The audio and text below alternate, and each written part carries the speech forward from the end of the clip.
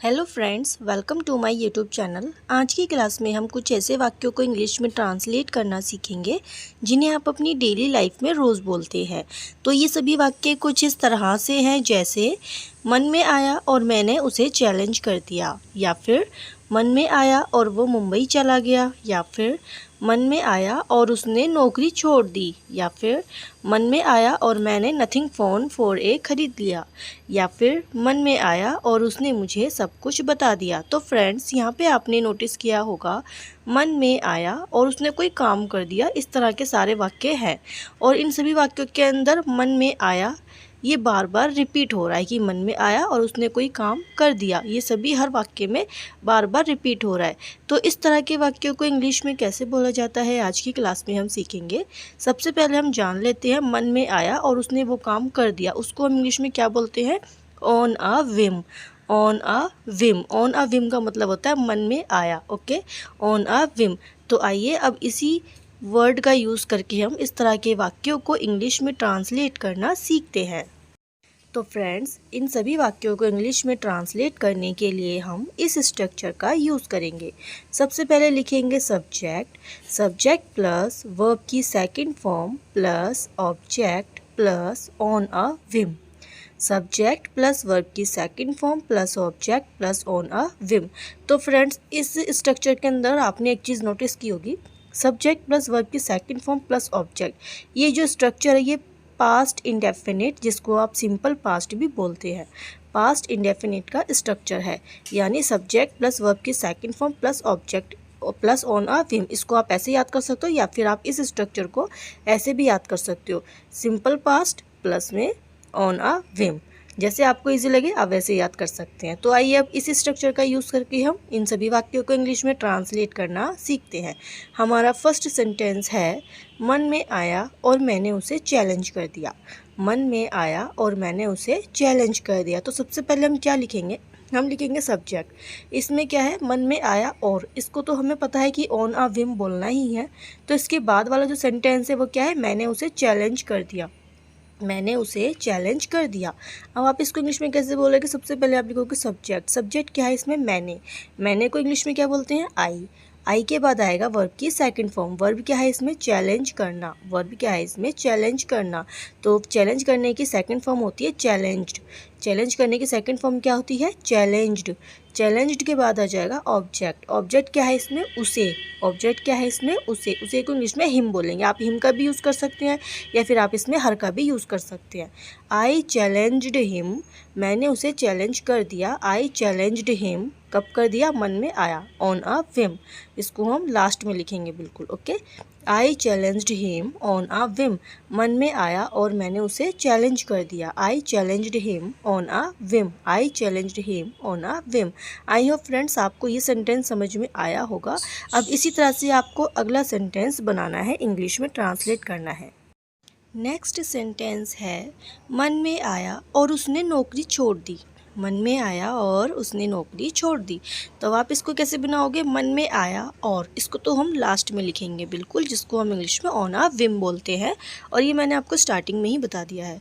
अब हम सबसे पहले क्या देखेंगे? इस सेंटेंस देखेंगे, उसने नौकरी छोड़ दी। उसने क्या किया? मन में जब उसके आया तो उसने क्या किया? उसने नौकरी छोड़ दी। उसने नौकरी छोड़ दी। तो हम इसको सबसे पहले लिखेंगे। तो इसमें सब्जेक्ट क्या है? उसने। उसने को हम इंग्लिश में ही बोलेंगे। आप ही भी यूज़ कर सकते हो अगर आप लड़के के लिए यूज़ कर रहे हो, और अगर आप किसी लड़की के लिए यूज़ कर रहे हो तो आप शी भी यूज़ कर सकते हो। ओके, मैंने यहाँ पर ही का यूज़ किया है। तो सबसे पहले हम सब्जेक्ट लिखेंगे। सब्जेक्ट क्या है? उसने। उसने को हम इंग्लिश में ही बोलेंगे। ही के बाद आएगा वर्ब की सेकंड फॉर्म। वर्ब की सेकंड फॉर्म क्या रहती है? छोड़ना। वर्ब क्या है इसमें? छोड़ना। छोड़ने को इंग्लिश में क्विट बोलते हैं। क्विट की सेकंड फॉर्म भी क्विट होती है।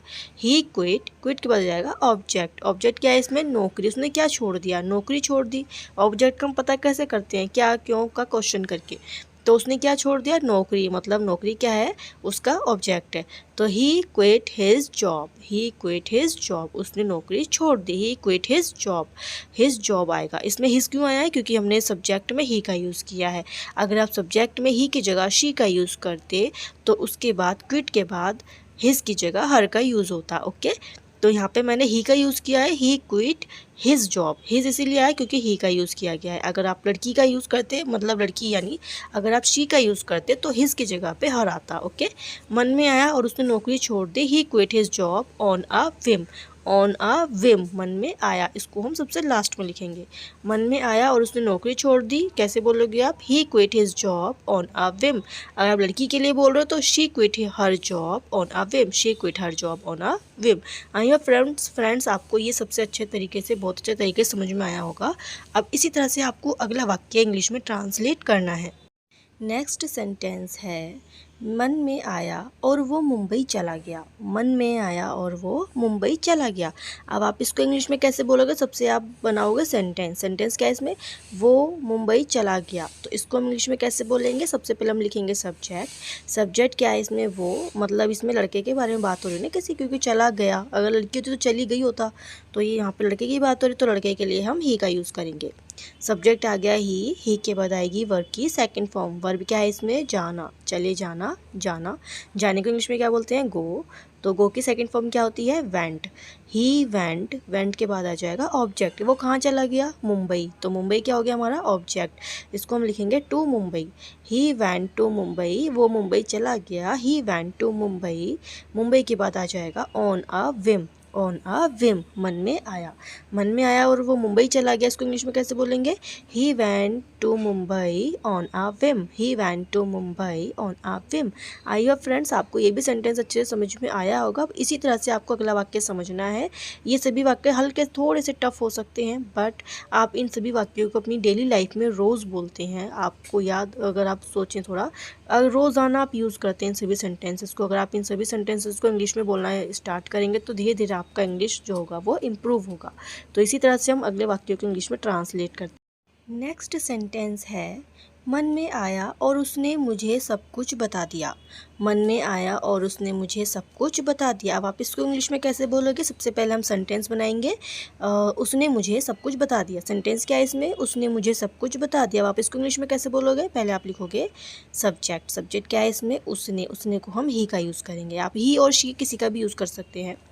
यहाँ पे मैंने ही का यूज़ किया है। सब्जेक्ट आ गया उसने। उसने को इंग्लिश में ही बोलेंगे। ही के बाद आएगी वर्ब की सेकंड फॉर्म।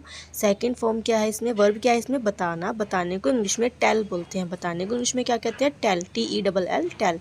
और टेल की सेकंड फॉर्म क्या होती है? टोल्ड। टेल की सेकंड फॉर्म क्या होती है? टोल्ड। He told. टोल्ड उसने किसको बताया? मुझे। मुझे को इंग्लिश में मी बोलेंगे। He told me.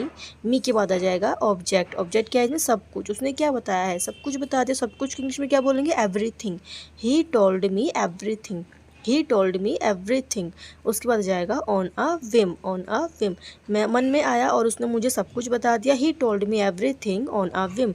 He told me everything on a whim. I hope friends आपको ये भी अच्छे से समझ में आया होगा।